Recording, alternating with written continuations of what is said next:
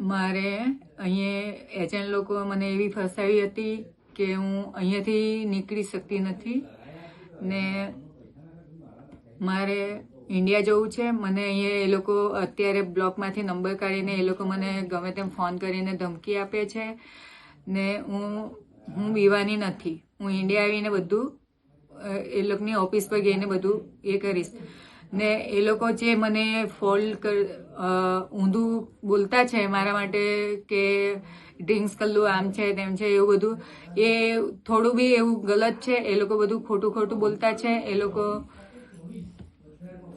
જે બધું કહી રહ્યા છે મારા માટે એ ખોટું છે ને હું એ લોકોના બહુ ફોન કરીને એકદમ થાકી ગઈ હતી ને હું ઘરે હતી ને ત્યારે કરેલું એકદમ ડિપ્રેશનમાં આવીને કરેલું હતું.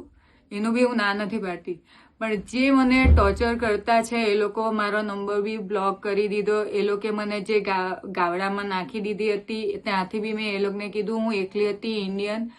એ લોકો મારો ફોન જ નહીં જોબ જ હરખો નહીં આપતો. મેં એમ બી કીધું હતું કે મને બીજી જગ્યાએ મને જોબ આપો તો પણ એ લોકો મને જોબ નહીં આપી ને બધાને ફોન કરીને થાય કે જે એમાં છે મારો ફૂઈનો છોકરો એમને મેં 5:30 નહીં ને મને એવું કીધું હતું કે તમને ફ્રૂટ પેકિંગમાં જોબ છે તો પણ મને ફ્રૂટ પેકિંગમાં અહીંયા જોબ જ નથી ને મને 60-70-80 હજાર સુધી પગાર કીધો અને ઓવરટાઈમ હાથે મને 90 લાખ રૂપિયા પગાર કીધો હતો એ બી નથી ને જે મને જોબ કીધી હતી ને તો હું હજુ બી કરવા તૈયાર હતી.